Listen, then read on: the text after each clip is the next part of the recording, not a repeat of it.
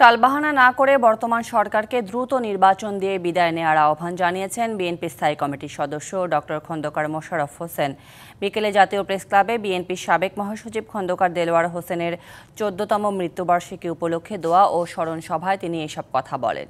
মোশাররফ হোসেন বলেন, ফ্যাসিস্ট আওয়ামী লীগের বিরুদ্ধে বিএনপি ১৬ বছরের আন্দোলনের ফসল অন্তর্বর্তী সরকার, কিন্তু ভোটের মাধ্যমে জনগণের অধিকার নিশ্চিত করার কথা থাকলেও নানা উসিলায় এ পদ্ধতিকে বিলম্বিত করা হচ্ছে। আওয়ামী দোসররা পালিয়ে গিয়েও ষড়যন্ত্রে লিপ্ত বলেও অভিযোগ তার।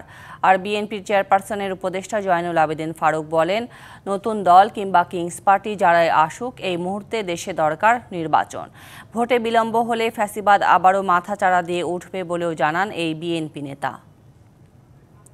রাজনীতি করি দলের আদর্শের জন্য, রাজনীতি করি বাংলাদেশি জাতীয়তাবাদী শক্তিকে শক্তিশালী করার জন্য, দেশে গণতন্ত্র প্রতিষ্ঠা করার জন্য, স্বাধীনতা সার্বভৌমত্বকে রক্ষা করার জন্য। দরবারে একজন গ্রহণযোগ্য ব্যক্তি কারো কথায় কান না দিয়ে স্পষ্ট একটি নির্বাচনের তারিখ ঘোষণা করে দেন, তাহলে এইসব সংস্কার কিছু পাওয়া যাবে।